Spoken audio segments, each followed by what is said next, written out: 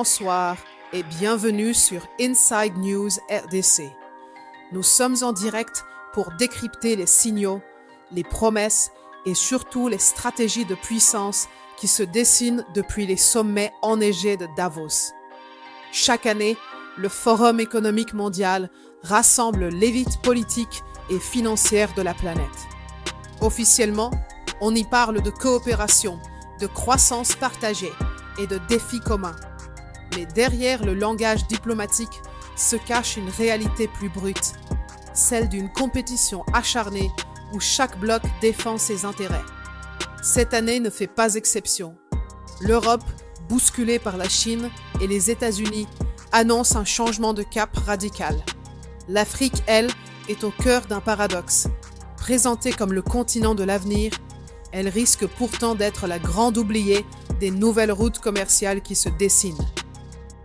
Au centre de ce jeu d'échecs planétaire, la République démocratique du Congo et ses minéraux critiques, convoités par tous, mais dont la richesse peine encore à se traduire en prospérité pour ses citoyens. Ce soir, nous allons disséquer 3 thématiques cruciales. Le virage souverainiste de l'Europe est-il une menace pour ses partenaires? Le dilemme africain entre les opportunités de la nouvelle économie et le risque d'une marginalisation accrue, et enfin, la bataille pour les minéraux critiques où la RDC a une carte maîtresse à jouer. À Davos, les puissants parlent. Sur Inside News RDC, nous décryptons leurs véritables intentions. À Davos, les discours des 2 plus hauts dirigeants européens, le président français Emmanuel Macron et la présidente de la Commission, Ursula von der Leyen, ont révélé une profonde réorientation stratégique. Fini le temps du multilatéralisme ouvert à tout vent. L'heure est à la souveraineté, à l'indépendance et à la préférence européenne. Face à une compétition américaine et chinoise jugée déloyale, l'Europe choisit de se protéger, de simplifier ses règles et de rapatrier ses investissements. Ce changement de doctrine n'est pas anodin. Il redessine les règles du commerce mondial et les rapports de force. La question centrale pour nous est donc la suivante.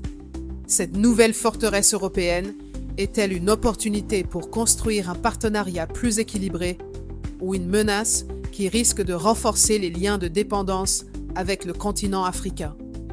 Commençons par analyser le discours d'Emmanuel Macron.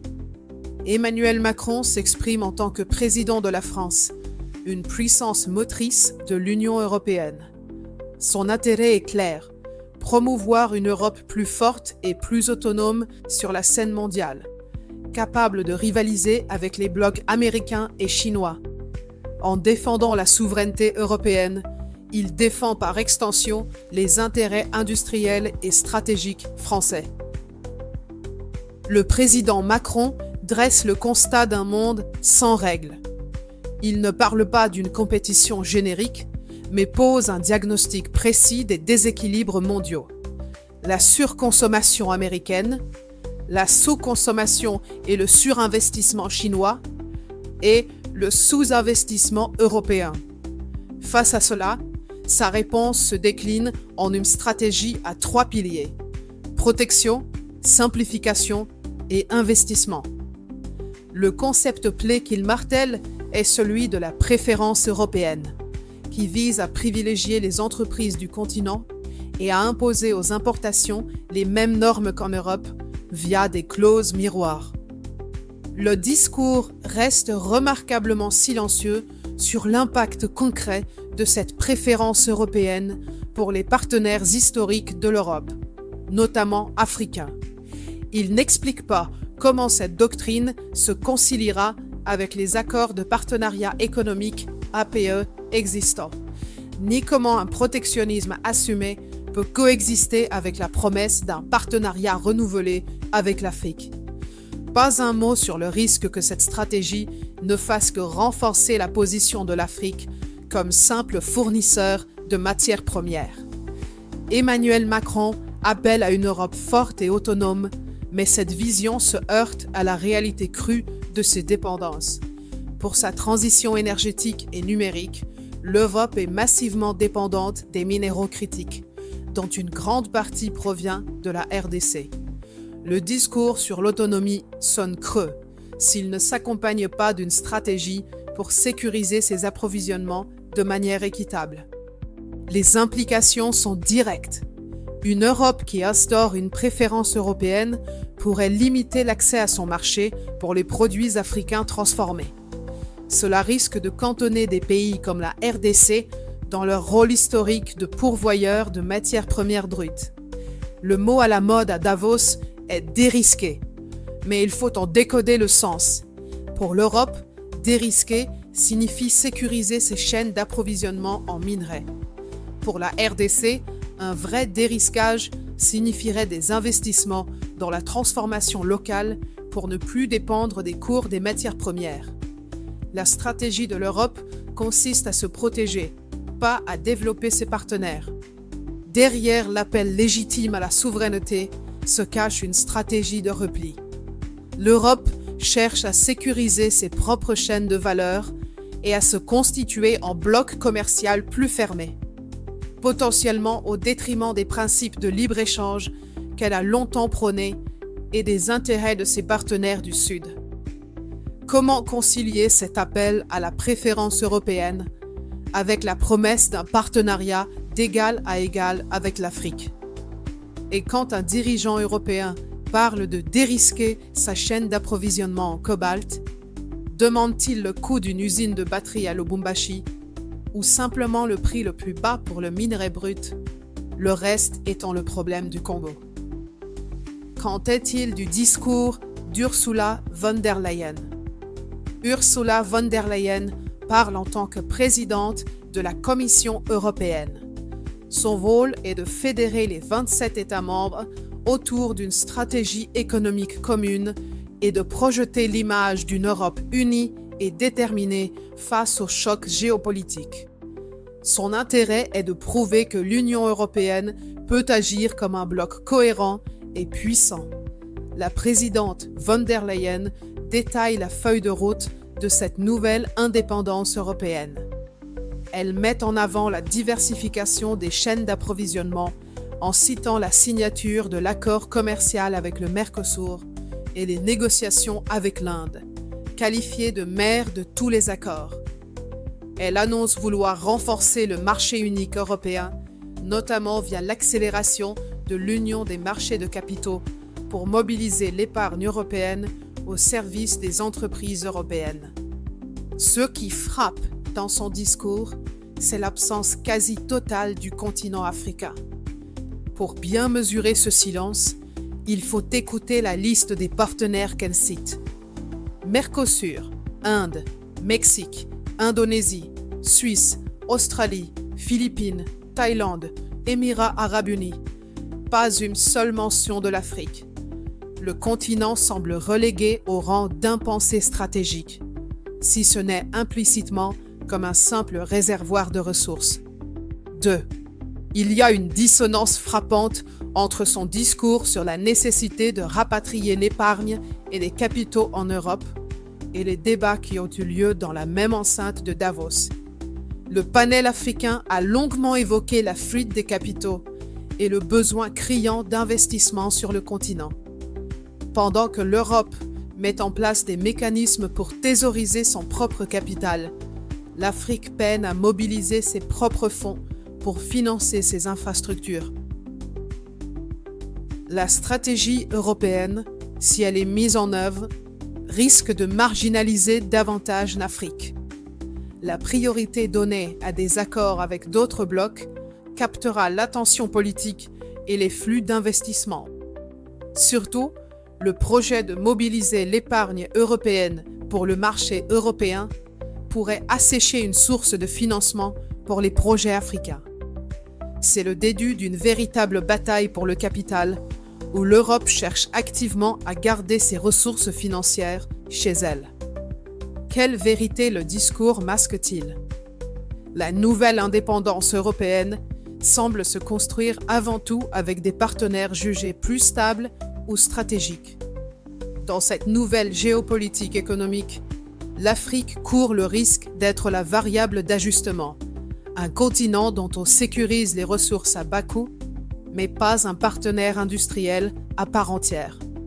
Lorsque la présidente de la Commission parle de dérisquer, parle-t-elle de construire des usines en Afrique ou de simplement sécuriser l'accès à ses ressources brutes?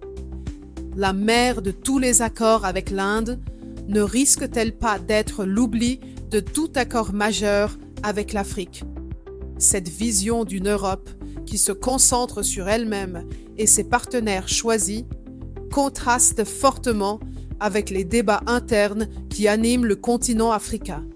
Un continent conscient qu'il doit désormais compter avant tout sur ses propres forces. Loin des grandes déclarations des puissances mondiales, un panel essentiel s'est tenu à Davos. Comment l'Afrique peut-elle prospérer dans la nouvelle économie? L'importance de ce débat est stratégique. Il révèle les tensions qui traversent le continent. D'un côté, un optimisme porté par une démographie jeune et les opportunités du numérique. De l'autre, le poids écrasant des défis structurels comme le manque d'infrastructures et la fragmentation des marchés. Cette discussion offre un contrepoint indispensable aux stratégies décidées à Bruxelles ou à Paris. Le débat a mis en lumière un dilemme fondamental. D'une part, la position du président de la Sierra Leone, Julius Maada Bio, qui a insisté sur les prérequis. Sans infrastructure, énergie et éducation, le continent ne peut saisir aucune opportunité. D'autre part, la vision de l'investisseur Johan Joristream, qui voit dans le numérique une chance de bond en avant. Au cœur du débat, Wamkele Mene a présenté la ZLECAf comme la solution structurelle. Mais les moments les plus forts sont venus des non-dits et des aveux. Un dirigeant de l'Africa Finance Corporation a jeté un pavé dans la mare. 800 milliards de dollars dorment dans les fonds de pension africains, alors que le continent cherche désespérément des financements. Plus percutant encore, cet aveu du président Bio lui-même. Nous, les dirigeants, devons changer aussi vite que le monde change. Mais nous sommes toujours coincés dans l'histoire en termes de mentalité. Nous gardons notre souveraineté en utilisant les frontières pour nous séparer au lieu de les utiliser pour nous unir. Cet aveu de blocage interne est une clé de lecture essentielle. Enfin, un intervenant a rappelé une vérité historique. Nous avons eu une première phase d'exploitation minière sur le continent qui s'est mal terminée pour nos peuples. Pour la RDC et l'Afrique, le choix est donc clair. Attendre les investissements d'une Europe qui se replie ou accélérer l'intégration et la mobilisation des ressources internes. La question des minéraux critiques n'est pas une rente, mais une deuxième chance historique, peut-être la dernière, de ne pas répéter les erreurs du passé. Face à un monde qui se barricade, l'Afrique continuera-t-elle de débattre de son potentiel ou va-t-elle enfin mobiliser son propre capital et surmonter ses propres divisions pour construire son marché? Et cette question du capital et de la souveraineté, débattue pour tout le continent, prend une dimension existentielle en République démocratique du Congo. Dans ce grand jeu géopolitique, la République démocratique du Congo se retrouve dans une position à la fois centrale et précaire. La nouvelle course aux minéraux critiques, au cœur de la quête d'autonomie européenne, place la RDC sous les projecteurs mondiaux. Cependant, le risque est immense que le pays reste un simple fournisseur de matières premières brutes.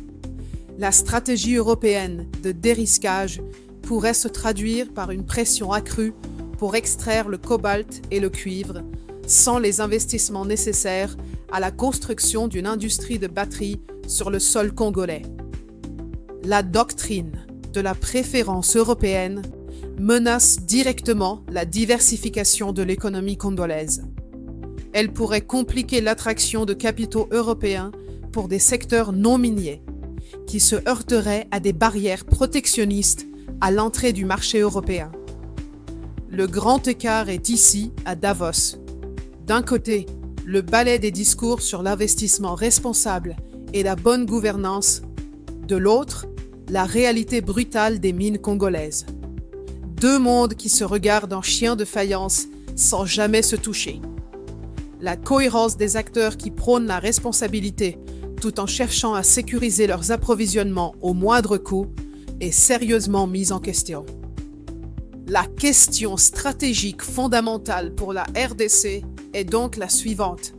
Comment le pays peut-il utiliser son poids géopolitique sur les minéraux critiques pour négocier non pas seulement des revenus, mais un véritable transfert de technologie, une colocalisation des industries de transformation et un développement industriel durable? Il s'agit d'une fenêtre d'opportunité historique pour éviter de répéter le piège de la malédiction des ressources dans ce nouveau contexte mondial. Au-delà de la RDC, c'est tout le continent qui fait face à un moment de vérité. L'écart est abyssal entre le discours entendu à Davos sur l'Afrique, continent d'avenir, et les décisions concrètes des puissances mondiales. Le focus stratégique de l'Europe sur l'Inde, le Mercosur et son propre marché intérieur laisse l'Afrique dans l'angle mort des priorités géopolitiques. Face à ce protectionnisme montant, la zone de libre-échange continentale africaine, ZLECAf, apparaît comme la seule réponse endogène crédible. L'intégration n'est plus un choix, mais une nécessité pour créer un marché de 1,4 milliard de consommateurs, capable d'attirer les investissements et de construire une chaîne de valeur régionale. La bataille pour le capital est l'autre enjeu central. La stratégie européenne de rapatrier son épargne via l'Union des marchés de capitaux entre en collision directe avec l'appel pressant à mobiliser les 800 milliards de dollars des fonds de pension africains. L'Afrique doit choisir, continuer à laisser son capital financer les économies étrangères ou enfin briser les barrières pour l'investir chez elle. Finalement, la question du leadership et d'une voix unifiée est cruciale. L'aveu du président Bio sur la mentalité des dirigeants et leur tendance à utiliser la souveraineté pour se diviser est au cœur du problème. Sans une position commune forte sur les règles du commerce et les conditions d'exploitation de ses ressources, le continent continuera de subir les stratégies des autres blocs au lieu de façonner son propre destin. L'ère de la fragmentation, où les pays négocient de manière isolée, ne profite qu'à ceux qui cherchent à diviser pour mieux régner. Que faut-il retenir de ce second jour du Forum de Davos pour la RDC et pour l'Afrique? 3 points essentiels. Premièrement, l'Europe se recentre sur elle-même. Son nouveau mot d'ordre est la préférence européenne. Pour l'Afrique, le message est clair. L'heure n'est plus à l'attente, mais à l'action. Accélérer l'intégration via la ZLECAf n'est plus une option, c'est une urgence. Deuxièmement, la bataille pour les capitaux s'intensifie. L'Europe veut garder son épargne chez elle. La mobilisation des ressources domestiques africaines, notamment les fonds de pension, devient un impératif de souveraineté économique. Troisièmement, les minéraux critiques placent la RDC au centre du jeu géopolitique mondial. Mais cette position de force est fragile. La fenêtre d'opportunité pour négocier la transformation locale et un véritable développement industriel est étroite et exige une stratégie audacieuse et unifiée. Ces tendances annoncent une compétition plus rude pour les investissements dans les mois à venir et une pression accrue sur les pays riches en ressources. Plus que jamais, la vigilance citoyenne est nécessaire pour s'assurer que les décisions prises au sommet servent réellement les intérêts des peuples. C'était Julia pour Inside News RDC. Merci de votre fidélité et restez critiques.